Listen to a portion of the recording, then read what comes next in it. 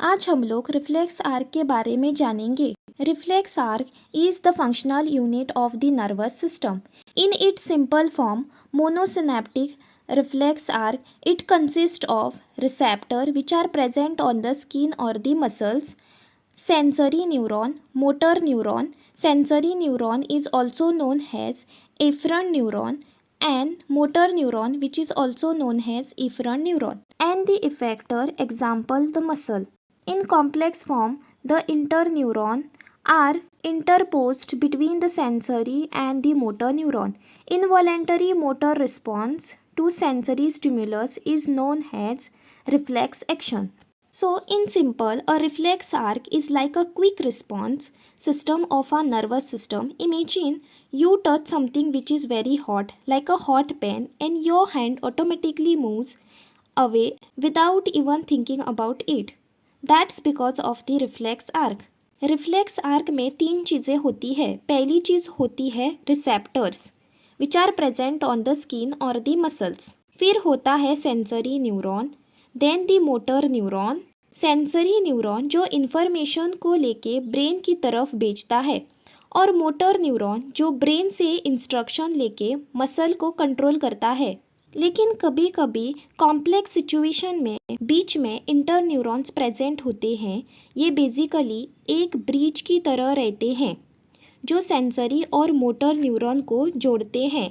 Only cortical response are voluntary in nature and subcortical response are involuntary and therefore are the reflex activity. Reflex action is a chief function of the spinal cord. Knee and ankle jerk are monosynaptic reflex arc. हमारे brain के ऊपर layer के जो cortex होता है वो responsible होता है वॉलेंटरी मूवमेंट के लिए। मतलब हम कॉन्शियसली उन्हें कंट्रोल कर सकते हैं। जैसे कि अगर हमें कुछ करना होता है तो हम वो कर सकते हैं, एनी मूवमेंट फॉर एग्जाम्पल। लेकिन नीचे के लेयर जो होते हैं उसे हम लोग सब कॉर्टिकल कहते हैं। ये इनवॉलेंटरी मूवमेंट के लिए रिस्पॉन्सिबल होते हैं, यानी कि हम उन्हें कंट्रोल नहीं कर सकते हैं, जैसे कि रिफ्लेक्स एक्टिविटीज़। ये सब स्पाइनल कॉर्ड की जिम्मेदारी होती है। जब हमें किसी छोटी सी स्टिम्युलस का रिस्पॉन्स देना होता है बिना सोचे समझे, जैसे कि जब हमारे नी या एंकल पर थोड़ा सा प्रेशर आ जाता है या नी हैमर से हिट किया जाता है, तब वो रिफ्लेक्स एक्शन जनरेट करता है। इसमें सिर्फ स्पाइनल कॉर्ड काम करता है। रिफ्लेक्स आर्क में कुछ बेसिक कंपोनेंट्स होते हैं, जैसे कि रिसेप्टर्स जो स्टिमुलस को डिटेक्ट करते हैं, सेंसरी न्यूरॉन या एफरंट न्यूरॉन जो इन्फॉर्मेशन को ब्रेन तक ले जाते हैं, और मोटर न्यूरॉन या इफरंट न्यूरॉन जो ब्रेन से इंस्ट्रक्शन लेकर मसल को कंट्रोल करता है। ये सारा प्रोसेस स्पाइनल कॉर्ड के थ्रू होता है और इसमें हमारा ब्रेन का डायरेक्ट इन्वॉल्वमेंट नहीं होता है। इसीलिए हम इसे कॉन्शियस लेवल पर कंट्रोल नहीं कर सकते हैं। जैसे कि जब हम हाथ से कुछ गर्म चीज़ को टच करते हैं तो हाथ ऑटोमेटिकली मूव हो जाता है। ये एक रिफ्लेक्स एक्शन है। इस डायग्राम में आप देख सकते हैं ये हमारा पटेला हैमर है।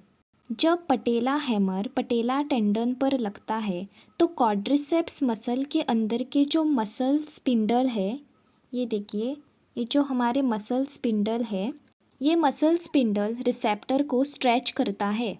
ये स्ट्रेच का सिग्नल सेंसरी न्यूरॉन यानी एफरंट न्यूरॉन के ज़रिए स्पाइनल कॉर्ड की तरफ ट्रैवल करता है।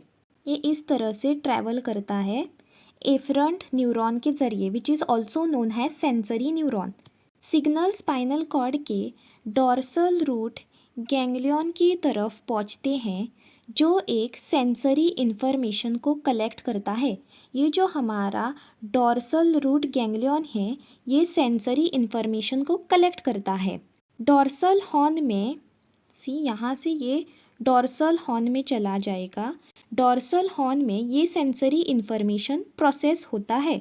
ये प्रोसेस इन्फॉर्मेशन को वेंट्रल हॉर्न में, जहाँ पर इफरंट न्यूरॉन या मोटर न्यूरॉन इमर्ज करते हैं, ये हमारा वेंट्रल न्यूरॉन है। आप इस डायग्राम में देख सकते हैं। सो थ्रू डॉर्सल हॉर्न ये वेंट्रल हॉर्न में आएगा और वहाँ से इमर्ज होता है efferent neuron which is also known has motor neuron.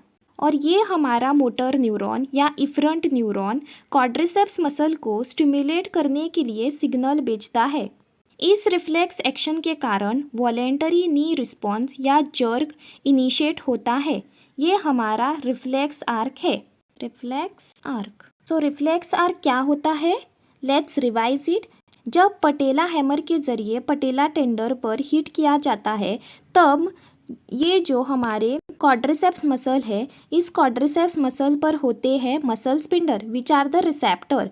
जब ये मसल स्पिंडल रिसेप्टर स्टिमुलेट या स्ट्रेच हो जाते हैं तब ये सिग्नल भेजते हैं through afferent neuron which is also called as sensory neuron. और यहाँ से ये एफरंट न्यूरॉन कैरी करते हैं signal to the dorsal root ganglion जो सेंसरी इन्फॉर्मेशन को कलेक्ट करता है। ये सेंसरी इन्फॉर्मेशन को फर्दर भेजता है डॉर्सल हॉर्न पर, वहाँ पर ये इन्फॉर्मेशन को प्रोसेस करते हैं और ये वेंट्रल हॉर्न को भेजते हैं जहाँ पर वेंट्रल हॉर्न इफरंट न्यूरॉन को इमर्ज करता है। जो इफरंट न्यूरॉन इस सिग्नल को फर्दर कैरी करते हैं to the quadriceps muscle where in there is motor end plates in the skeletal muscle.